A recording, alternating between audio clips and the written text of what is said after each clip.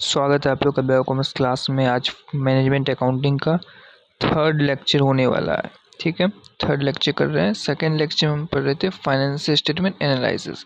इस वीडियो में हम लोग देखेंगे what are the tools of financial statement analysis. VVI question है भैया, वेरी वेरी इंपॉर्टेंट है। वित्तीय विवरण विश्लेषण के प्रमुख उपकरण कौन कौन से, एकदम 100% चांस है एग्जाम में आएगा, एकदम पूछा जाएगा ये क्वेश्चन।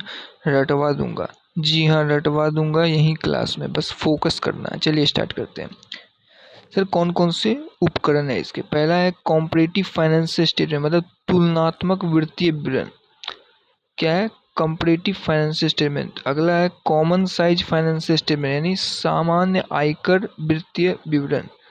ट्रेंड एनालिसिस, प्रवृत्ति विश्लेषण, रेशियो एनालिसिस, अनुपात विश्लेषण, कैश फ्लो एनालिसिस, नगद प्रवाह विश्लेषण।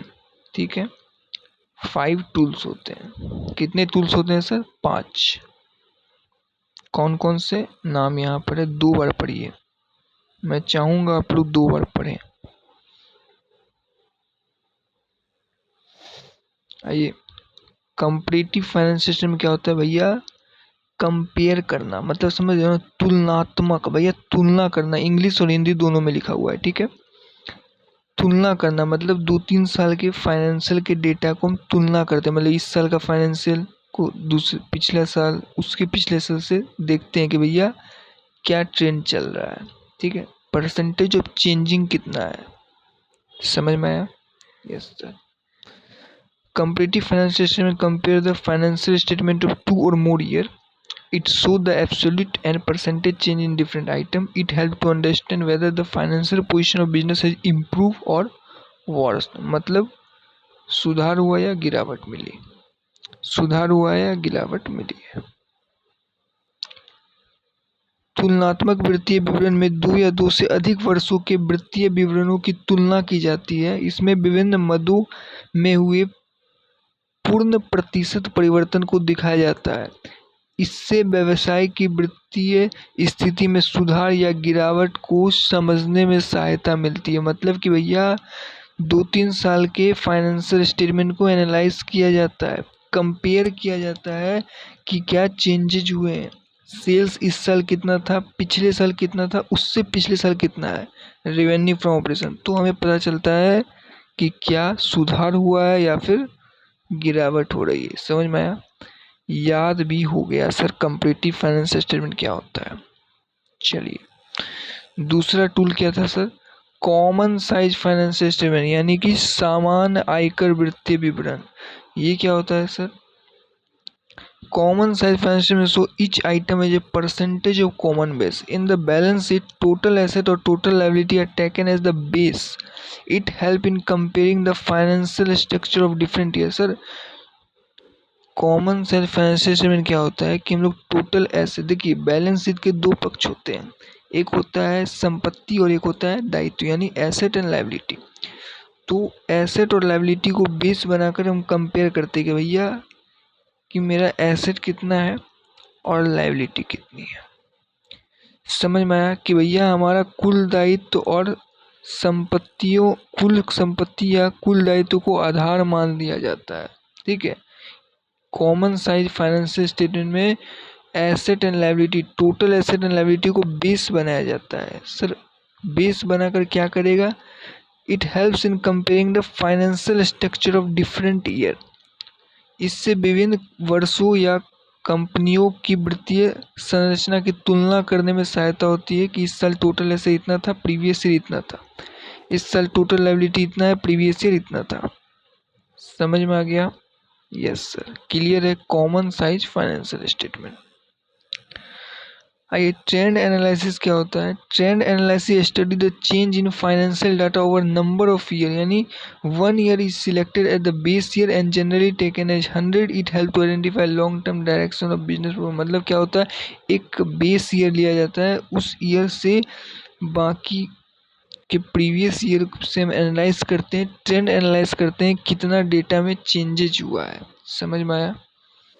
Yes sir. प्रवृत्ति विश्लेषण में कई वर्षों के वित्तीय आंकड़ों में होने वाली परिवर्तनों का अध्ययन किया जाता है। एक बेस ईयर पकड़ा जाता है, मान लो 26 को बेस ईयर पकड़ा गया, उसके पीछे 25, 24, 23 को हम ट्रेंड एनालाइज कर रहे हैं कि भैया फिगर में चेंज क्या आया है, सेल्स में क्या आया है, हमारा टर्नओवर कितना हुआ है, परचेज में क्या चेंजेज है, हमारा टोटल शॉर्ट टर्म बोरोविंग में क्या चेंजेज है, लॉन्ग टर्म डेट में क्या चेंजेज है, दीज आर थिंग। ठीक है, आ जाइए ratio analysis. Sir ratio analysis क्या बोलती है पब्लिक? भाई डिफरेंट डिफरेंट रेशियो निकालते हैं ना, net profit ratio, current ratio, debt equity ratio. ठीक है, तो जब फाइनेंशियल बनता है तो उसमें रेशियो बनता है, उससे पता चलता है ना, ग्रॉस प्रॉफिट रेशियो, इन्वेस्टमेंट का निकलता है, तो बहुत सारे रेशियो होते हैं। तो सर रेशियो क्या बताता है? कंपेयर करने में मदद करता है ना, पिछले साल से इस साल में क्या हमारा चेंजेज हुआ है, परसेंटेज ऑफ चेंज निकालते हैं कि पिछले साल करेंट रेशियो इतना था, इस साल इतना है। सर करेंट रेशियो कैसे निकलता है? Current asset by current liability. समझ में आ रहा है? Debtor turnover ratio, trade receivable ratio होता है, ट्रेड पेबल रेशियो होता है। ठीक है, ठीक है सर। अनुपात विश्लेषण में विभिन्न वित्तीय अनुपातों की गणना करके वित्तीय विवरण का विश्लेषण किया जाता है। यह व्यवसाय की लाभप्रदता, तरलता, शोधन क्षमता एवं कार्यकुशलता को मापने में सहायता करते हैं। इससे विभिन्न वर्ष या कंपनी के प्रदर्शन की तुलना की जाती है। Ratio is very important for a financial. If you are preparing financial then ratio must. और उसमें current ratio very must. Current ratio बराबर होता है current asset by current liability. आपका अगर करेंट लायबिलिटी 1 है ना, तो एसेट 2 होना चाहिए।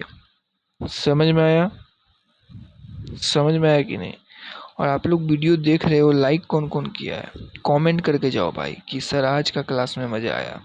कमेंट करो कि सर क्लास में मज़ा आया, सर वेरी हेल्पफुल क्लासेस, ऐसा लिखो। तो क्या है, इससे मेरे को मोटिवेशन मिलेगा कि रात का 12 बजे बैठ के मैं एक लेक्चर ले रहा हूँ। पहले खुद का पढ़ाई किया, I am S C A student, I am S C A finalist. तो मैंने पहले खुद का पढ़ाई किया, सुबह ऑफिस, फिर पढ़ाई, एंड देन आफ्टर आप लोग का लेक्चर ले रहा हूँ। तो एक मोटिवेशन मेरे को भी चाहिए। समझ में आया? इसी बात पे लाइक कर दो। Cash flow analysis. Cash flow पढ़े हो आप लोग? AS3 कौन कौन पढ़ा है? नहीं पढ़ा क्या? Cash flow from operating activity, cash flow from investing activity, cash flow from financing activity. ठीक है, तो कैश फ्लो बनता है। सर स्मॉल कंपनी पे कैश फ्लो एप्लीकेबल नहीं है, सेक्शन 2 सब सेक्शन 85 पढ़ लेना। ठीक है, कैश फ्लो जो बनता है ना, कैश फ्लो जो है फाइनेंशियल स्टेटमेंट का पार्ट है, but for a small company cash flow को फाइनेंशियल स्टेटमेंट से एक्सक्लूड किया गया है। ठीक है सर, स्मॉल कंपनी का एप्लीकेबल किस पे है? स्मॉल कंपनी की एप्लीकेबिलिटी क्या है? Paid up share capital 10 crore से कम है और टर्नओवर 100 करोड़ से कम है। नया अमेंडमेंट आया है। ठीक है, ध्यान से पढ़ लेना। Paid up share capital 10 crore से कम है, टर्नओवर 100 करोड़ से कम है, तो वह स्मॉल कंपनी है। ठीक है, चलिए कैश फ्लो एनालिसिस क्या है भैया? वही इनफ्लो आउटफ्लो देखते, कितना पैसा आया कितना पैसा गया, वही तो कैश फ्लो है।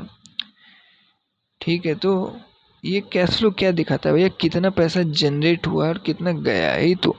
It helps in assess the cash position and liquidity of business. यह व्यवसाय की नगदी स्थिति एवं तरलता का आकलन करने में सहायता करता है। एकदम आसानी से याद हो गया।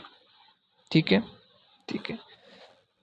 कंपटीटिव फाइनेंशियल स्टेटमेंट अभी तो पढ़ा है ऊपर। कंपटीटिव फाइनेंशियल में क्या होता है? दो या दो से अधिक पीरियड के फाइनेंशियल स्टेटमेंट को एनालाइज करते हैं, कंपेयर करते हैं। उससे हमें फाइनेंशियल पोजीशन ऑफ बिजनेस का पता चलता है कि परफॉर्म कैसा कर रहा है, हमारा फाइनेंशियल पोजीशन कैसा है। एक बात बताओ, व्हाट इज बैलेंस शीट? कोई पूछ देगा बैलेंस शीट क्या है, तो बोलना balance sheet show the financial position of a company. It has two side, one is asset and second is liability या लायबिलिटी एसेट। ठीक है, balance is show the financial position of a company, याद रखना। और PL net profit net loss. समझ में आ गया ना? Yes sir. तुलनात्मक वित्तीय विवरण वह वित्तीय विवरण है जिसमें दो या दो से अधिक लेखा अवधियों की वित्तीय जानकारी के साथ साथ प्रस्तुत किया जाता है। एकदम इजी है भाई, बता दिया। समझ में आ गया? मजा आ रहा है कि नहीं पढ़ने में, एक बार बताओ। मैनेजमेंट अकाउंटिंग इजी लग रहा है कि नहीं? पास हो जाओगे? पास नहीं सर, फोड़ के आएंगे। एकदम सही। इसी तरीके से पढ़ना है, कोई टेंशन नहीं लेना है। मेन पर्पस क्या है सर? कंपेयर कर रहे हैं, क्यों कर रहे हैं? पर्पस क्या है? डिफरेंट ईयर से तुलना करना है। इनकम एक्सपेंस इस साल बढ़ा, पिछला साल इतना था, इस साल इतना है, तुलना कर रहे हैं। फाइनेंशियल पोजीशन ऑफ बिजनेस और मैनेजमेंट को डिसीजन लेना है, तो इसके लिए अरे भैया क्यों पिछला साल से कंपेयर कर रहे हो फाइनेंशियल को? क्योंकि डिसीजन लेना है, फाइनेंशियल पोजीशन जानना है। ठीक है, चलिए जल्दी जल्दी निपटा देंगे। कॉमन साइज फाइनेंशियल अभी तो पढ़ाया भैया कि एक बेस ईयर मानते हैं और उस बेस ईयर के बेसिस पे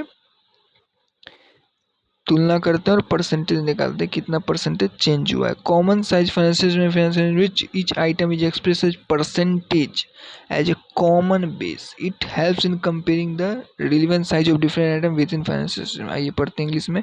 हिंदी में सामान्य आयकर वित्तीय विवरण वह वित्तीय विवरण है जिसमें प्रत्येक मद को किसी समान आधार के प्रतिशत के रूप में प्रस्तुत किया जाता है। इससे वित्तीय विवरण की विभिन्न मदों की आपस में तुलना करना आसान होता है। Nothing else. एग्जाम्पल बताएं। एग्जाम्पल बताता हूँ। मान लो कोई सेल अगर 100% हम मान लिया, मैंने बोला सेल 100% है, तो भैया एक्सपेंस जो है वो सेल का कितना है, जितना मेरा प्रॉफिट दिख रहा है वो सेल का कितना है, वही है कॉमन साइज फाइनेंशियल स्टेटमेंट। नहीं समझे? मान लो मेरा पीएल है, पीएल में सेल है, मान लो मेरा सेल है 50 करोड़ और मेरा टोटल एक्सपेंस है 12 करोड़, तो भैया टोटल एक्सपेंस सेल का कितना परसेंट है? 12/50 गुने 100 कर लोगे। मेरा प्रॉफिट है मान लो 4 करोड़, तो भैया सेल अगर 50 करोड़ है, प्रॉफिट 4 करोड़ है, कितना परसेंट है निकाल लोगे।